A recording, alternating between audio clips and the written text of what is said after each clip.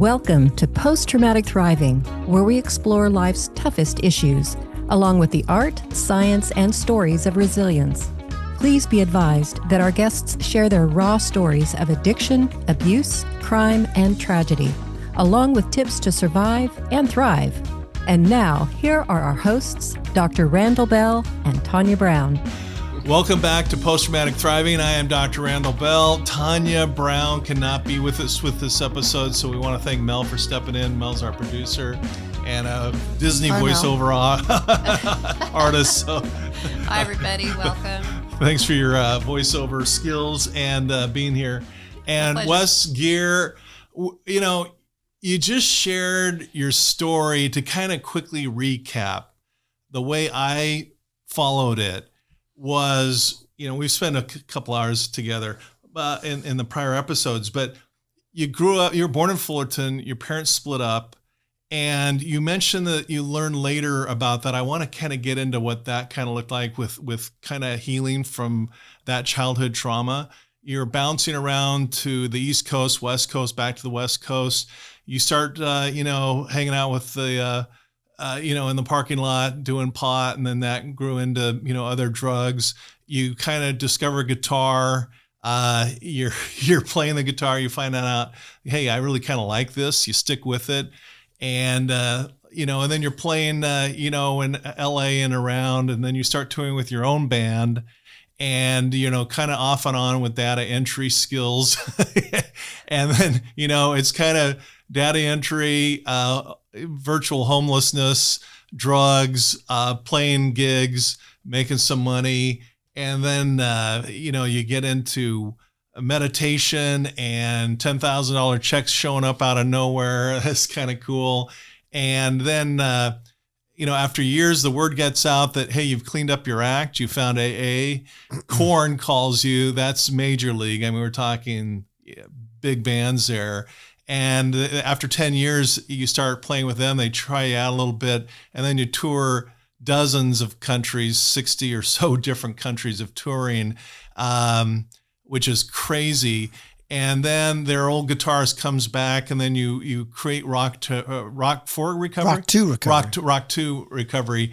And this is this dynamic program, which is connecting people and helping people, in the recovery process. Did I miss anything? I was going to say that is a great job you've done to recap that. Well, I'm listening. If we were on a date, I'd be super impressed. I'd be like, this guy really cares.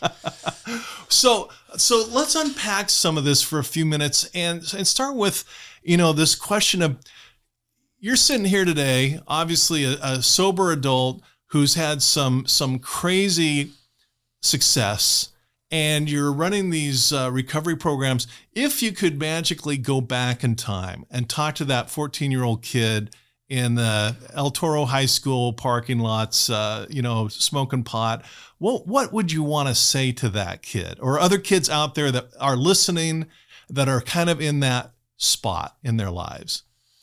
That's a great question. I think what I would say is follow your heart, trust your heart.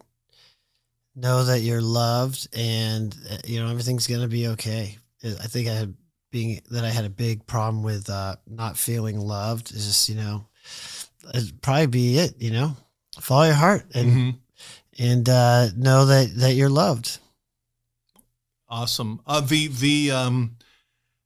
You mentioned some sexual abuse as a kid. Is there, I mean, I don't want to ask any uncomfortable questions, but is there anything else you wanted to kind of share about that part of your journey? Yeah. And again, to like sharing what I would say to the 14-year-old me, it's like, not going to like predict the future for the little guy, but it's a pretty simple message. I think that we got to let people know that they're loved and just to trust themselves, on their journey.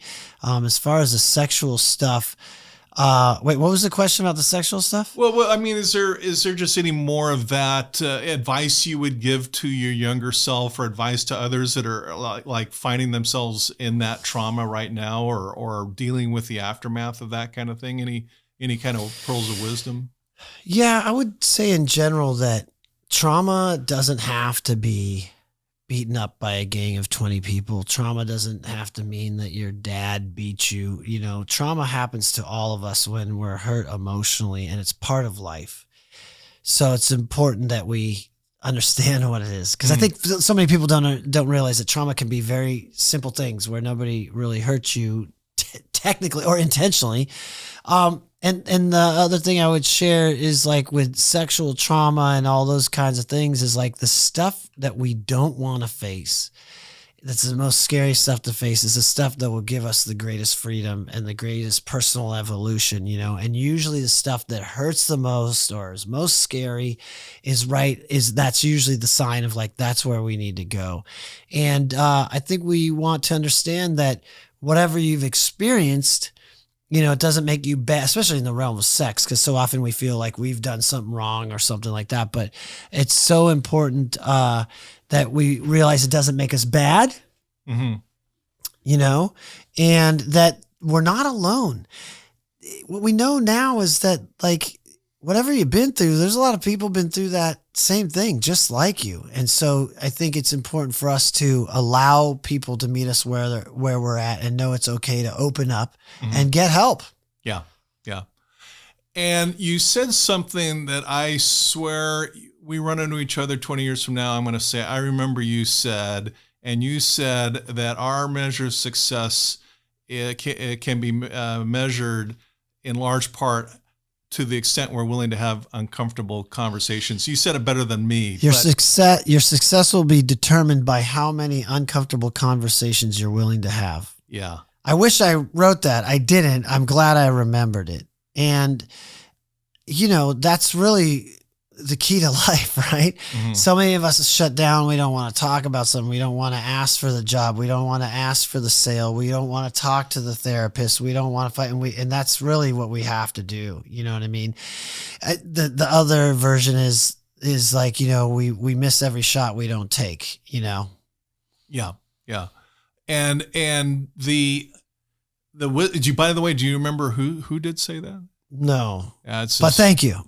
But okay. There's a bumper sticker on a 1972 Toyota Tercel. But yeah. Okay.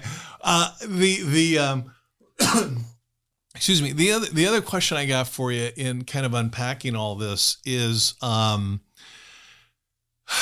going back. I mean, we can't live in a life of regrets, but is in going back in time, if we could, this is an awful question, but if you could, is there anything you would have changed, or do you think things kind of laid out for a reason to bring you to where you are now? Or how do you kind of look at that whole issue of regrets, no regrets? Yeah. I think that, I mean, gosh, you know, in sixth grade, we were about to win the flag football championship and the bell went off. And I know you play through the play, but for some reason I jumped up in the air and I was like, yeah, we won, and forgot to pull the guy's flag. It was right in my hand. And because of me, that we lost, that I want back. We would have been champions. Anyhow. So, that I actually cried, but, no, I'm a firm believer. And if you want to go out, first I'll make the first statement. If I change anything, I believe it unravels the entire story. And there's a saying, I got a few sayings. In the rearview mirror, it will all make sense. The job I hated with my brother taught me a bunch of skills that I use in Rock to Recovery, like learning how to do Google Drive and all this stuff. So many skills. So much of life is teaching us, even the stuff we don't like and we don't want, the lessons we need to learn. And in the rearview mirror, like I said, it will all make sense. Like, thank God that period of life. Now, are there tragedies where we wish we didn't have? Absolutely.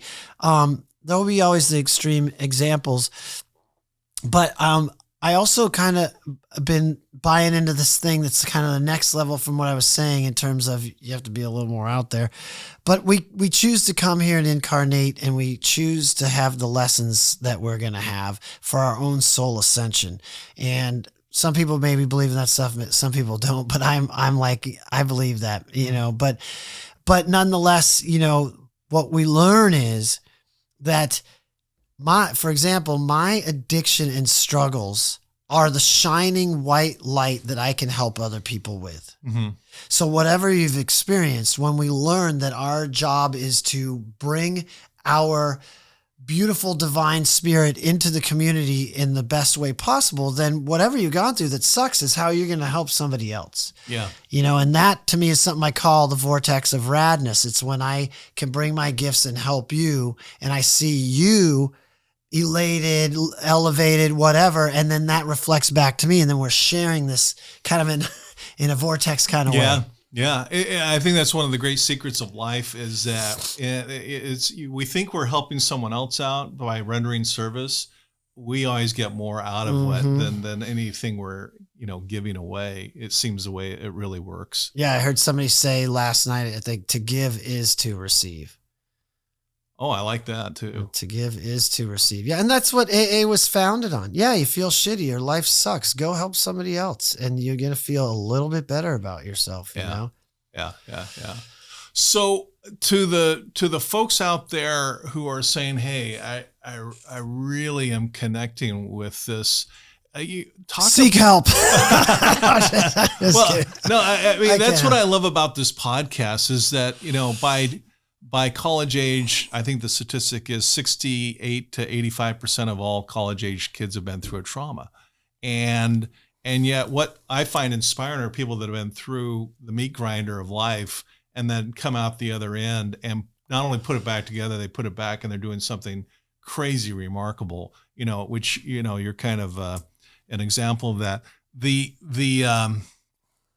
books, people reaching out to you, social media, how do people plug into, your stuff and learning more about, your whole thing? I'm mainly on Instagram. I'm on Facebook too, but you can hit me on Instagram. It's just Wes Geer. That's my main thing. I do have a website. I do speaking gigs and stuff like that, but you can catch me there. Rock to Recovery, our organization, is all over social media, and you can hit us up there at info@Rock to Recovery. And books. You said books. I don't know if this is what you're talking about. Yeah. But when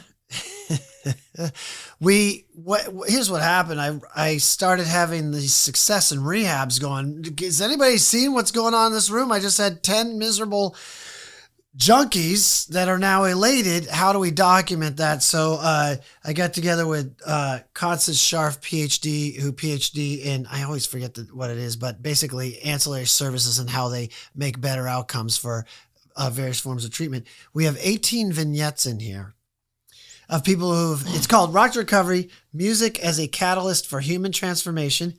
I made that up, and I barely graduated high school. I'm very proud of it. Music as a Catalyst for Human Transformation. It's 18 vignettes, short stories, if you don't speak French, on people who had incredible transformations where, by the way, our music program was part of it, but it's people that had mental health or addiction or sex trafficking or wounded veterans. There's some incredible stories of people who have transformed in here. And so it's on Amazon.com, and it's really a book of hope. And then we also tie in some of the science of music and whatever. That's cool. The book's here in the office. And did you read it, Mel? Yes, I did. You did? I did. Thank you. I think what parallels Randy's post-traumatic thriving book, as well as the podcast, is you're not alone. And that was one of the major messages we were hoping to bring. So I think you definitely let people know there's hope. Great. So in reading the book, what questions, do you have any questions for Wes from having read the book? Just what keeps you going every day? I mean, you sound really optimistic and upbeat.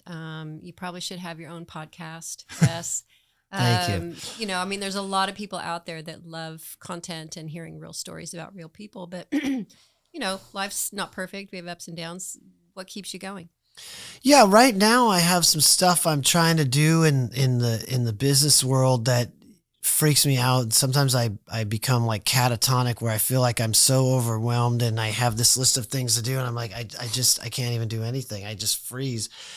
And that's my own internal journey. But, the thing that excites me the most, which happened when I was on the journey with Korn, is I started reading spiritual books, and I've never been into reading per se, but I love this stuff. I truly believe there's a magic in this universe we can tap into. And I'm not religious, but Jesus spoke about it and the Buddha talked about it and everybody has talked about it. And you have all these people who channel books. I mean, it's out there. And that's why earlier when I was talking about, I don't want to be a believer because that closes me out. I want to be what Sadhguru calls a seeker. I just want to seek what feels right to me. And that excites me.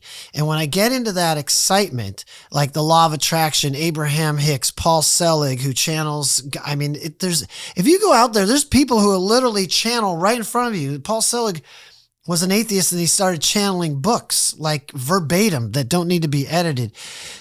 You know, what I would just say is just be an explorer, be a seeker and see what's out there. And then that's the realm where I find all inspiration and positivity and hope. You know, I truly believe that I can turn like that desperate state I get in sometimes around with the magic of positive spiritual actions. Yeah. I'm into kind of I guess they say that in life, the first 25 years is education, whatever that looks like. The second 25 is making a name for yourself. The third 25 years is giving back. But the last 25 years is a spiritual journey. I don't know how true that is, but I've heard that, but it's along the lines of, you know, I'm in that kind of, phase where I'm really getting into the spiritual stuff. And it doesn't look like a lot of the organized religions that I've seen because, you know, Jesus was all before cathedrals and all that stuff. But if you go right back to what he actually said, he said the Spirit of God is within us. He doesn't say it's out there in that church or that cathedral or that temple. It's within us. And that seems to be a similar message to what you're saying as well. Yeah. When I meditate, we talked about it earlier, yes, my thoughts are mellowing out. Your brain will never stop thinking, but I connect to source energy and I feel it in here and I can't explain it. Just something that I do that feels like bliss. You know, I truly believe our core essence as we come here as humans, as spirits, is bliss, love, compassion, creativity. That's who we are. But then we have this human experience, which comes with my mom made me sad and my dog died and she broke my heart and da-da-da-da-da-da. And so, you know, it's constantly the battle of getting back to that union with God, you know, whatever that looks like for somebody. Yeah. I have a family member who's in AA, and so I go to the meetings with them just to show support. I think alcoholism is a disease. I don't happen to have that particular gene, but I have compassion and respect for those who do and are kind of working their way through it. And a lot of times people have a real problem even talking about God because it triggers all kinds of harsh, high demand religion experiences with them. But you see those people kind of come full circle, and they do at some point often connect with some level of spirituality and, a creative, force, an intelligent creative force. The fact that we're sitting here tying to each other with DNA strings that are 6.4 alphabet characters long in exact sequence, is indication of something's going on, and trying with the best we can with our 4.5 pound brains to connecting it's a cool exercise, to just make that effort and do our best to connect. I don't know how well that makes sense. That's great. I love it. Yeah. Yeah. What you alluded to is what I saw in the rooms that I thought was so genius. Cause I was a born again Christian. It didn't feel right to me. Like this hell concept. And if you're an Aborigine and you tell them about Jesus and they don't go their way, they're going to hell, but they're living this awesome life, that, okay, no. So what you're talking about is what Eckhart Tolle says is that words are signposts that take us to a deeper meaning. So let's say I have a wife and we're going to have a baby and I say, how about Cindy? The name Cindy. She's like, oh my God, no, there's a girl Cindy in high school that used to beat me up. I hate the name Cindy. Right. So when we're force fed a version of God that doesn't feel right to us, or our grandma was a super Christian and she was a bitch or whatever, there's a million versions of the story. We hear God and we're like, no, that doesn't feel like God to me. What was brilliant about AA is it says a God of your understanding. More perfectly, if they got rid of the word God, it would be a little more inclusive. But I thought when I heard that, I go, that is brilliant. And so there's kind of a saying, which is, instead of telling me what God isn't, because we all got a lot of that, God isn't your Aunt B who is this real, you know what. What is God? What does God feel like? And so, and if you've got to get rid of the word God, fine. I like the universe better, feels better to me. But for me, the way I explain it, it's this. God is something that we go out and experience in our life. It's not like this declaration of, I am, I'm a Christian. Really? What does that mean? Are you doing anything? To me, it's how it's experienced in life. So what I say is this. When we're learning about spirituality, start with a blank canvas and realize each experience you have that feels like God is like a puzzle piece. And in time, just like you're doing a puzzle, you're like, oh my God, there's the kitty cat. Oh, and there's the rainbow. You know what I mean? Your experiences will be unique to you entirely. Nobody else has to get it, but it will start to paint a picture that is very clear and very real to you. And I think that is why it's good to be a seeker and just let the God experience be our own. Yeah. Somebody recent, buddy of mine, who's a criminal defense lawyer, he just turned me on to a book called The D-Decay, which I'd never heard of, but it was an early 1st century, 2nd century Christian handbook. And it's got very simple rules: love God, love your neighbor, love yourself. And basically rules that add up to basically, don't steal, don't be a dick. And then what it says that is so, it's kind of comical. It says, if somebody comes to your door and says that they're a prophet, that's great. Let them in. Let them spend one night, maybe two, and send them on their way with some bread. And if they ask for money, they're not a prophet.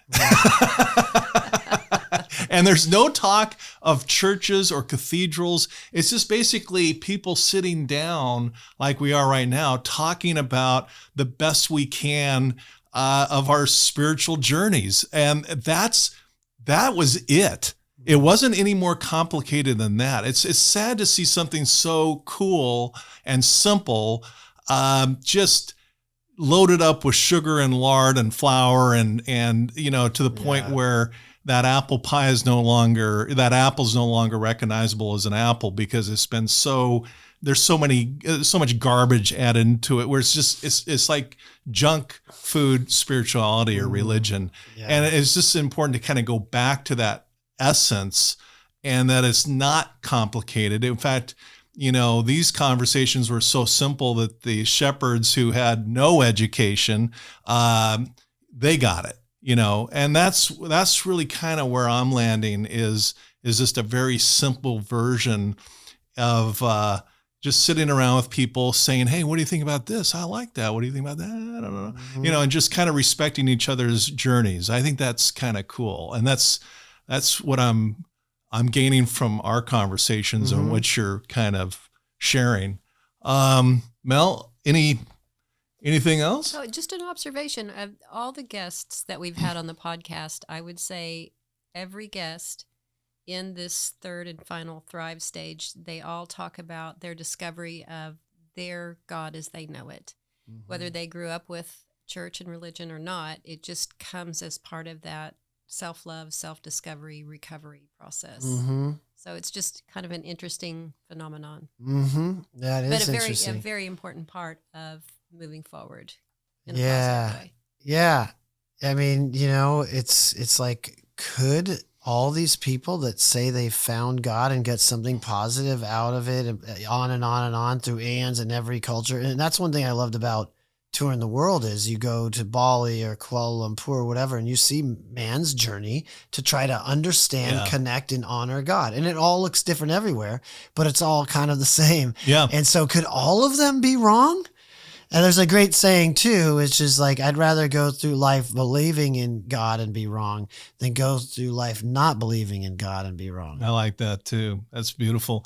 I was just in India, I think in October, and we went to some Hindu temples and some Buddhist temples. And we were driving down the road and I saw something out of the corner of my eye, and I told the driver, can you mind going back? And this guy had the monkey god, which is like a 40-foot statue of God in the form of a monkey. And I was very curious. I said, what's that all about? And, the Western mind would be, kind of scoffing at that. Right. But I said, that's not cool. You know, there's got to be some meaning here. And I said, well, is this like a literal thing or is it metaphorical? You know, I'm just trying to understand. I'm not trying to judge. And he kind of shared, you know, the personality of God, that dimension that image was conveying. And I thought, okay, now I kind of get it. You know, I wasn't ready to, you know, become a Hindu, but I respected their spiritual journey because we're all kind of learning from each other. Yeah, and what I learned is there's a lot of stories in Hinduism and such where they're kind of anecdotal stories, or they take them like, well, you really think that happened? Oh, come on. No, it's just kind of like it's a metaphorical story. It's really more Christianity. And I'm not trying to offend any Christians where it's like, no, all this happened. This really happened. And it only is this, and it can't be anything but this. And more other, you know, religions and spiritual philosophies are much more fluid about it. You know? Yeah. There was a documentary I just watched on Netflix. Just, what was it? God Forbid, where Jerry Falwell's son went off the rails and was, anyway, it's crazy. And it's sad to see, again, something that's cool so misused to where it becomes unrecognizable. You know, because when you go back to what Jesus or Moses or Buddha or any number of folks have said and what they actually said back in history, there's a lot of wisdom there. But then we start piling it on with garbage, you know, later on. But anything else, Mel, that you're thinking of? Well, just for people out there listening, where is your Rock to Recovery music studio located? Well, we're an ancillary service, so we travel mobily and bring our music program to treatment programs wherever we can. So anywhere in the United States where you're... Well, we're definitely regional, and so our strong points are basically from Santa Barbara down to the Mexican border. We do have some business in Portland and Nashville, and looking to expand to Florida as soon as we can. Our people are very... They're talented and they're unique to have the abilities they do to play so many instruments and sing and write a song and also run a group and connect to people. So it's a niche group of people we have, and so that does make it a little harder than selling T-shirts and just making more T-shirts. You know, well, yeah. So if a talented musician is interested, would they send you an audition tape, or they can reach out to us find you, or how do you find them? Yeah, a lot of people reach out to us via our website, rocktorecovery.com, rocktorecovery.org. And again, the Rock to Recovery main email is info@rocktorecovery.org. We're pretty easy to find on the social media. They can definitely reach out. And people do all the time, yeah. Awesome. That's great. Thank you.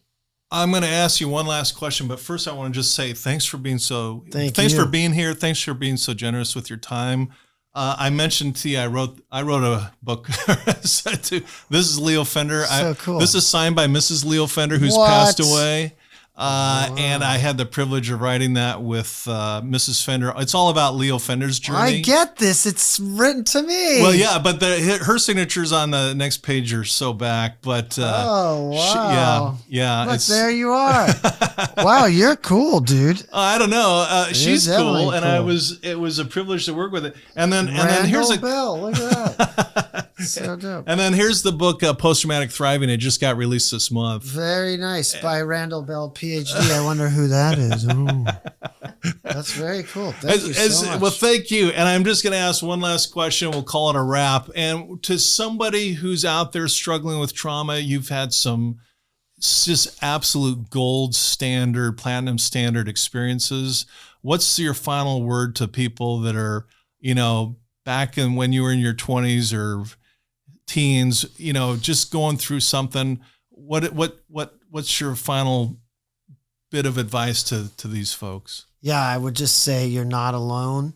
There's people more sick than you, less sick than you, more traumatized, less traumatized, that have found help and solution and worked through it to get to the other side. So I just would always want everybody to know that recovery of their truest, most loved self is there for them too. Yeah. Rock to Recovery. Go to Amazon. We bought it. It's going around the office right now. I highly recommend it. We've been so excited about this interview coming up. And again, thank you. Say that to all the guests. I probably do, but I mean it every time that I say it. Well, anybody that can make an vintage Buck Owens guitar completely out of tune, tune it up and make it sound good. I did. I get credit for that. Yeah. And I was going to try to do one more plug, but I don't know if I can. Let me see. Well, you guys edit stuff. You guys edit stuff. We can edit it. Take your time. Find it. Okay, look. Here's my band. If you guys zoom in on this. Oh, here, I'll put it right up to the camera. Okay, great. Yeah. So you can scan this sucker. You can scan that QR code. Oh, where's the focus? Wait, there it is. Now hold on. Yeah. That's my new band, my new music. Give us a follow. Check us out. We're on Spotify. Woohoo! Oh, nice. And so I can't read it from here. Yeah. Human. It's human, and we spell it really screwed up because we don't want anybody to be able to actually find our music. Oh, okay. All right, Wes Geer, thank you so much. Rock to Recovery. Mel, thanks for stepping in. Thank you. Yeah, Mel. Thanks for coming, Wes. And we'll see you on the next episode of Post-Traumatic Thriving. Thanks, Doc. Thanks for supporting our podcast. Be sure to like, share, and subscribe, and follow us on your favorite social media. For books, merchandise, or to donate, visit CoreIQ.com. Post-Traumatic Thriving is produced by CoreIQ, a nonprofit with a mission to teach the life skills we all need but are not taught in school. CoreIQ and the Post-Traumatic Thriving podcast are for informational purposes only and do not provide medical or mental health advice. Always consult with your licensed medical and mental health care providers.